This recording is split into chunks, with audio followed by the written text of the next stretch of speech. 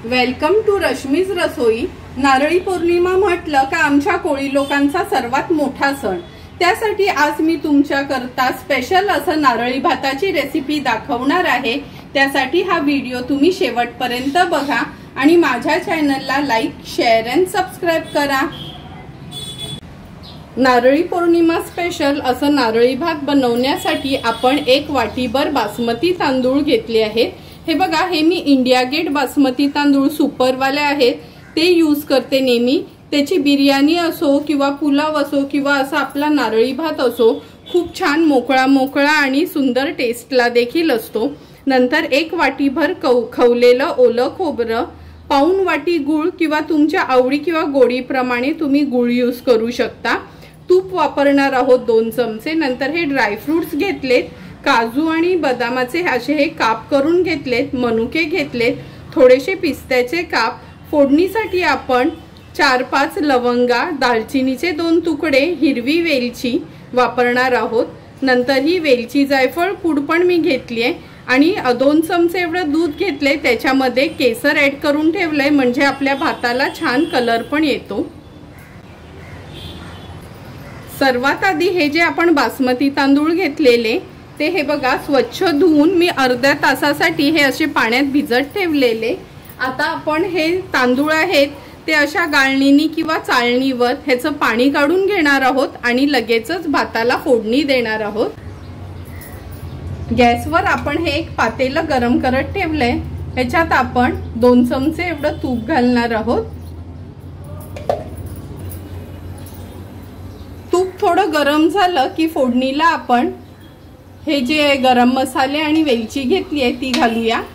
गॅसची फ्लेम थोडीशी मी लो करून घेते म्हणजे हे गरम मसाले खूप करपायला नको आणि त्याचा फ्लेवर तुपामध्ये छान येईल।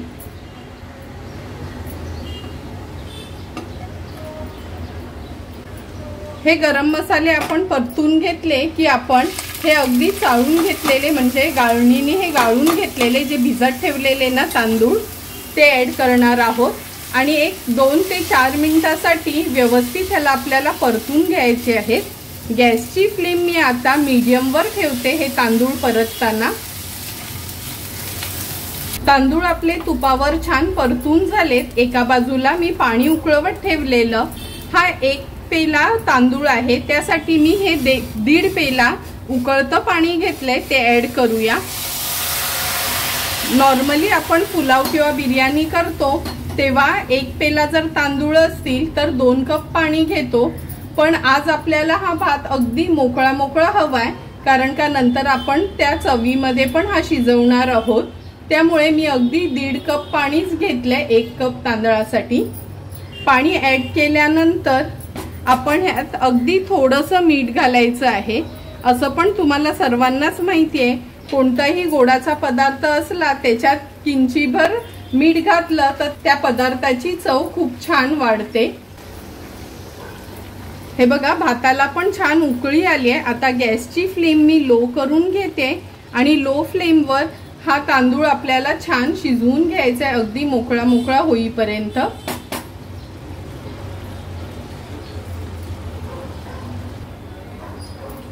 जवळपास यातलं सर्व पाणी आटलं गेलंय। आता ह्याच्यावर झाकण देते म्हणजे वाफेवरच हा भात छान मोकळा तयार होईल।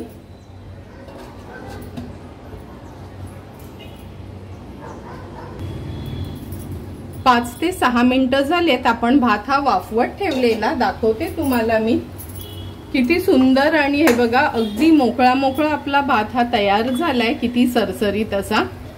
आता हा भात मी ह्या चाळणीमध्ये काढून घेते आणि थोडा गार करून घेऊया फॅन खाली ठेवून, म्हणजे खूप तो मोकळा होईल आणि नारळी भात बनवताना थोडाही चिकट होणार नाही।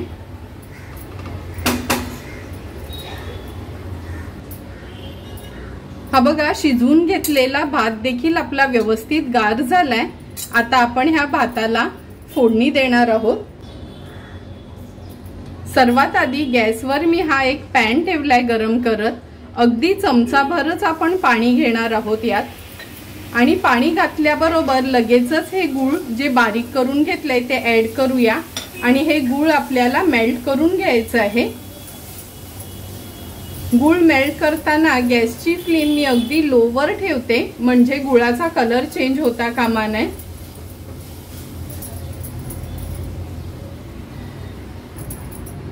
गुळ व्यवस्थित आपला मेल्ट करून झाले आणि तुम्ही बघितलं असेल का गुळ मेल्ट करताना मी ह्यात तूप नव्हतं घातलं, अगदी चमचाभरच पाणी यूज केलेलं, कारण का जर तूप घातलं तर ह्या गुळाचा पाक तयार होईल आणि चिकटपणा येईल, मग ते तांदूळ व्यवस्थित त्यात मिक्स नाही होणार।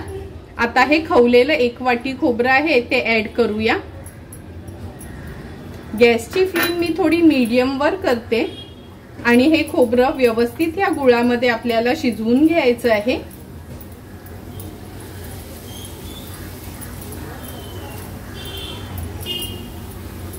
खवलेलं ओलं खोबरं गुळामध्ये छान आपण शिजवून घेतलंय। आता आपण हा जो भात तयार केलाय तो ऍड करणार आहोत। हे बघा, भात बघूनच तुम्हाला कळेल का कसा छान सुटसुटीत आपला भात हा तयार झालाय।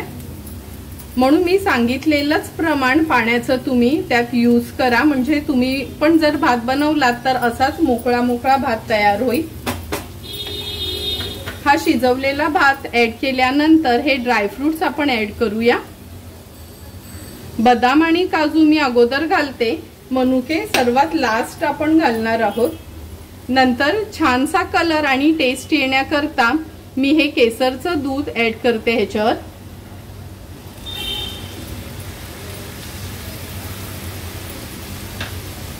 आपण फोडणीला तर वेलची घातलेलीच, पण अगदी अर्धा चमचा एवढा वेलची पूड मी यूज करते।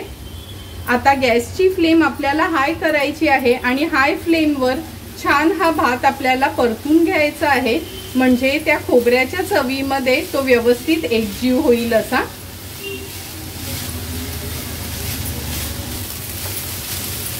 भात एक 3 ते 4 मिनिटांसाठी व्यवस्थित या खोबऱ्याच्या चवीमध्ये आपण परतून घेतला आणि हे बघा, केसरमुळे किती सुंदर रंग आलाय, जसा का हा केसरीच भात आपला तयार झालाय असं। आता या स्टेजला मी हे मनुके ऍड करते।